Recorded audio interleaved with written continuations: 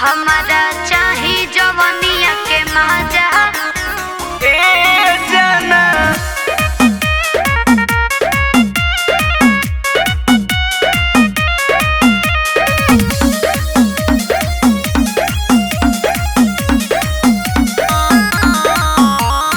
कहिए से करीला तुहारी हम वेट हो ए जाना सचो इनिका के छोड़ी हमारा से हो जा सेट हो ए जाना।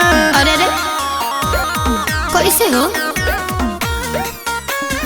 कहिए से करीला तुहारी हम वेट हो इनिका के छोड़ी हमारा से हो जा सेट हो।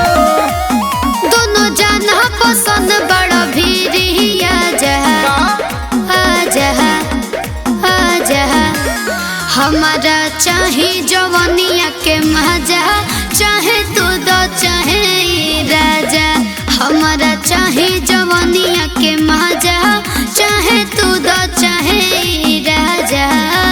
चला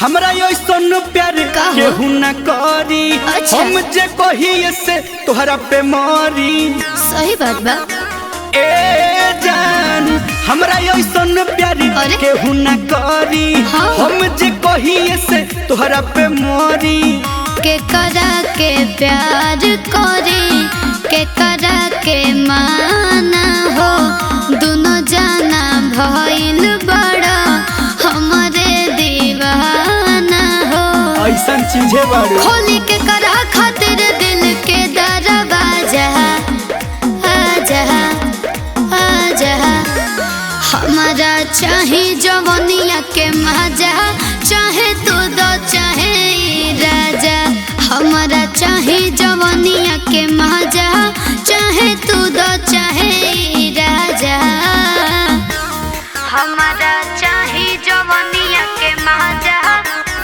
ए जाना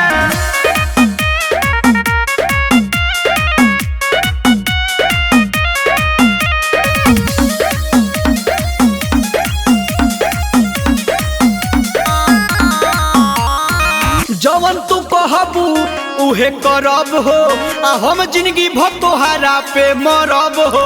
आई हो दादा ऐसा बका जवन तू कहबू उहे करब हो आ हम जिंदगी भर तोहारा पे मरब हो।